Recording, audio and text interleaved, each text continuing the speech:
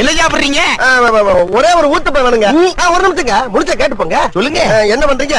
ஒரு சம்பு தண்ணி எடுத்துக்கங்க. அத தோசைக்கல்ல ஊத்தி அதுக்குன்னு வழக்கமா ஒரு விளக்கமா வச்சிருப்பீங்கல்ல? ஆமாங்க. அத அடிப்பக்கமா திருப்பி சரிங்க.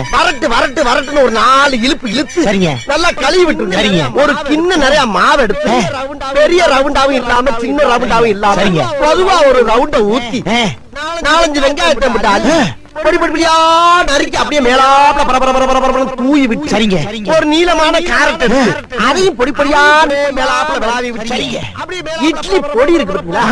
அது அப்படியே அள்ளி ஒரு மலை சாரல் மாதிரி அதையும் மேலாப்ல பரபர அப்படியே பேய விட்டு சரிங்க.